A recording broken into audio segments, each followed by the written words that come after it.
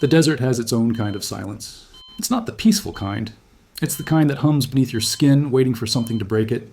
I remember that day in Afghanistan, 2010. The sky was a flat orange haze. The air stung with dust and cordite. We were stationed just outside Kandahar, wrapping up a long patrol. I'd been a combat medic for 6 years by then.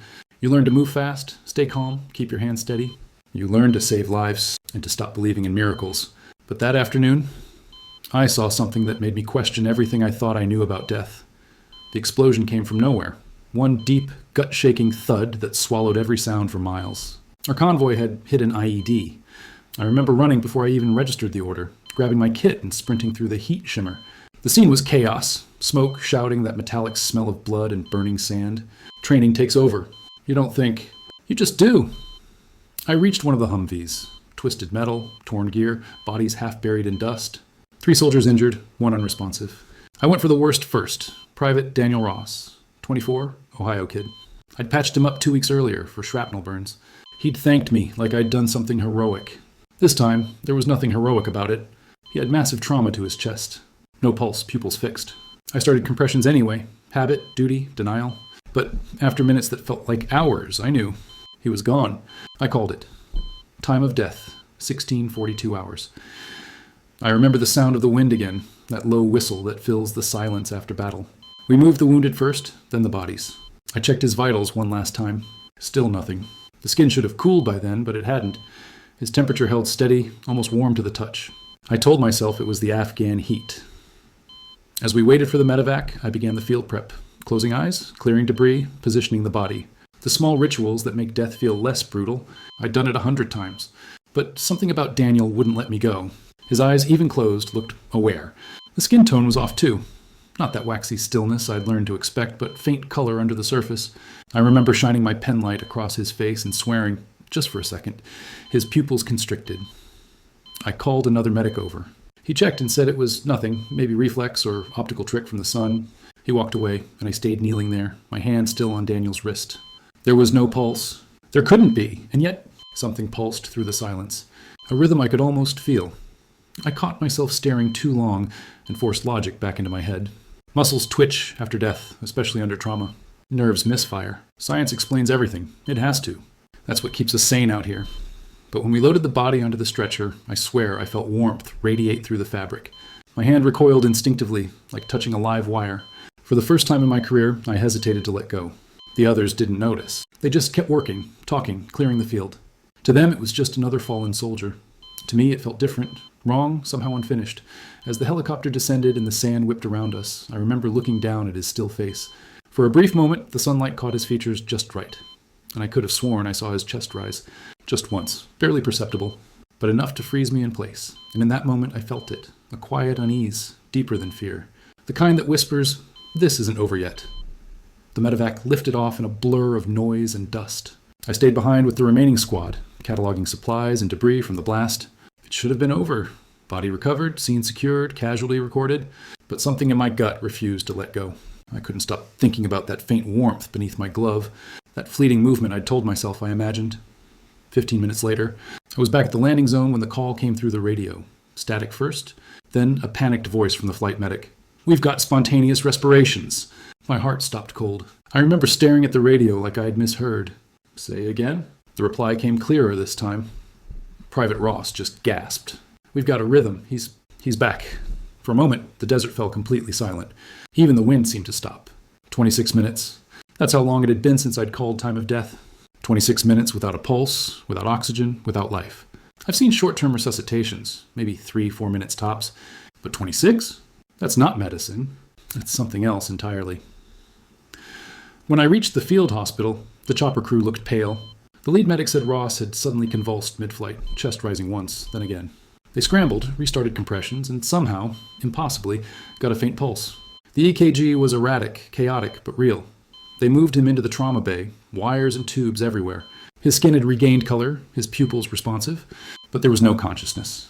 The attending physician, a British trauma surgeon named Dr. Lang, ran a battery of tests: oxygen saturation, temperature, neurological response.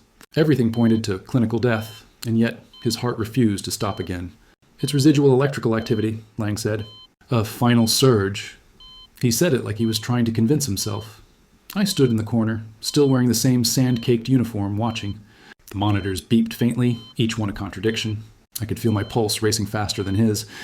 That night, after the chaos settled, I sat outside the tent hospital. The desert stretched endlessly, stars sharp as needles, air heavy with silence. I couldn't shake the image of Ross's chest rising on that stretcher. It wasn't the jerky twitch of nerve activity.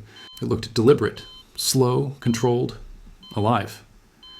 I lit a cigarette I didn't even want and just sat there, staring at the horizon. We've seen adrenaline spikes, I whispered to myself.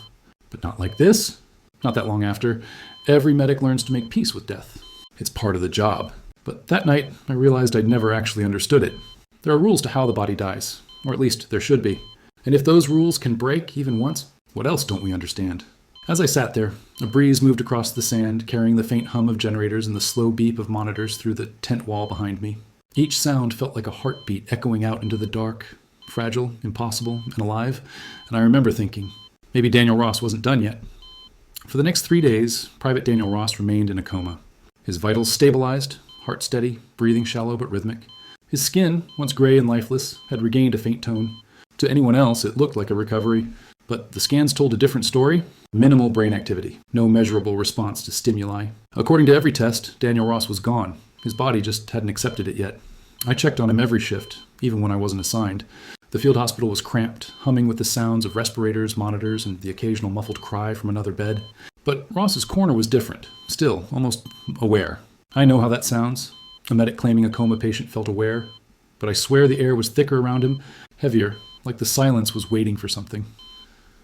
On the fourth night, I was alone doing rounds when I decided to talk to him. It wasn't standard protocol, but we all do it. Sometimes speaking to patients helps keep you sane more than it helps them.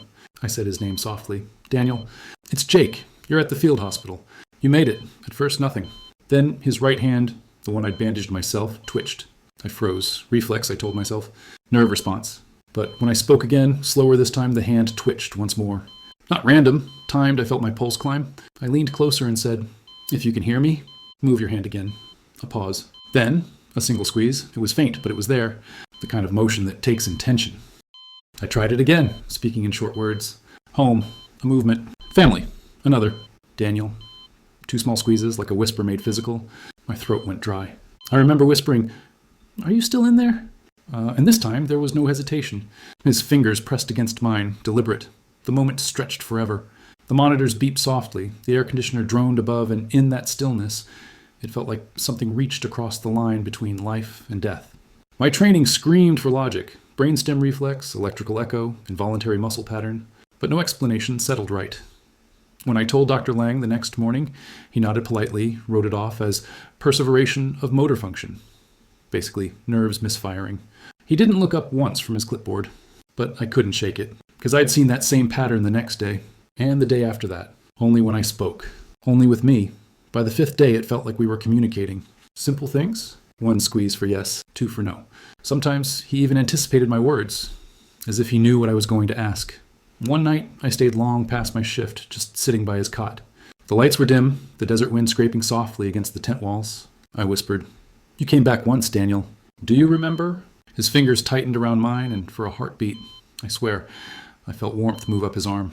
Not body heat, something deeper. That was the moment I knew this wasn't over. He wasn't gone. Not yet. By the 6th night, Private Ross's condition began to turn again. His breathing grew shallow, irregular. The monitors, which had once offered a kind of fragile rhythm, started skipping beats like a record stuttering on repeat. I sat at his side, exhaustion gnawing at the edges of my mind. I'd barely slept in days, afraid that if I looked away, that faint spark I'd somehow kept alive would fade for good. At 1:50 hours, his oxygen levels dropped rapidly. I called for assistance, my voice sharper than I intended. The nurses rushed in. We switched the bag valve, adjusted the lines, pushed another round of epinephrine. Nothing changed. Then the heart monitor flatlined.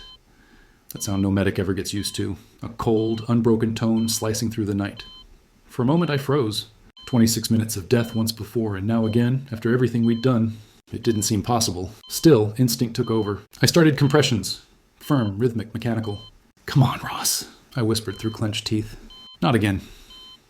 The tent filled with chaos, shouts, the slap of gloves, the metallic clatter of instruments, but the heart never came back. At 02:13, I called time of death. The same way I had the first time, only now it felt heavier. like something sacred had been lost a second time. I remember my hands shaking as I pulled the sheet over his face. For a moment, the world seemed to hold its breath. Then I heard it, a faint sound from beneath the sheet. A whisper, so soft I thought it was my imagination. I leaned closer, heart pounding in my throat. The words were barely there, but two came through clearly. "Don't forget," I froze. Looked around. No one else had heard it. The others were already moving on, cleaning instruments, resetting monitors. I stood there for what felt like minutes, staring at the still form beneath the sheet. Every rational part of me screamed it was just a fragment of memory, an echo of my own thoughts. But deep down, I knew what I'd heard. That phrase stayed with me through the rest of the night. When I filled out the report, my handwriting trembled. Under the line for "Notes of Death Pronouncement," I wrote the words again, "Don't forget." I didn't even realize I'd done it until later. Sleep wouldn't come. Every time I closed my eyes, I saw the same scene. The desert blast, the blinding dust, Ross's face as he gasped for air the first time, and the way his hand had clutched mine days later. It all felt unfinished, like a story mid-sentence. We medics are trained to move on quickly. Another day, another casualty. But that night, I lay awake, feeling like I'd failed someone who had already beaten death once. And for reasons I couldn't explain, I couldn't shake the feeling that he was still trying to tell me something.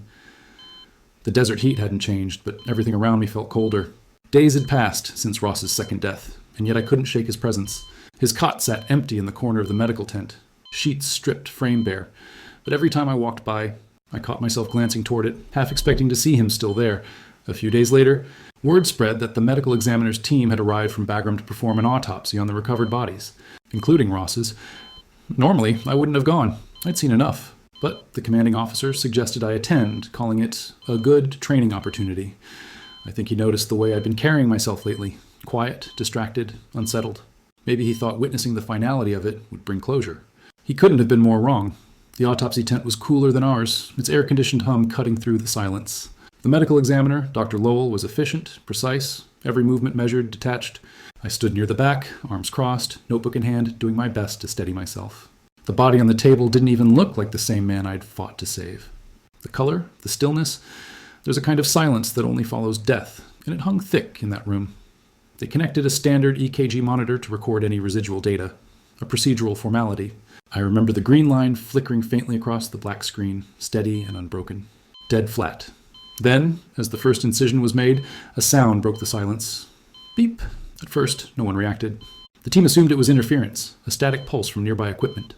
Dr. Lowell continued his work, the scalpel glinting under the sterile lights. Then another beep, louder this time. I stepped closer, my chest tightening. The line twitched again, faintly but unmistakably. "Is that monitor active?" I asked, voice low. The technician frowned, checked the leads, shook his head. "Could be residual current," he muttered, disconnecting and reconnecting the wires. But I saw it. We all did. A single blip every few seconds, and then, impossibly, movement. Barely perceptible. The faintest twitch along Ross's jawline. A small, almost imperceptible shift, as if he were about to speak. The examiner froze mid-motion. Everyone went silent. The monitor flickered again. 3 more blips in uneven rhythm. "It's artifact," Dr. Lowell said firmly, but his voice had lost its edge. "Dead tissue can't contract like that." No one answered. The readings lasted barely half a minute, and then nothing. Flatline again. The silence that followed felt heavier than before, like the air itself was holding its breath.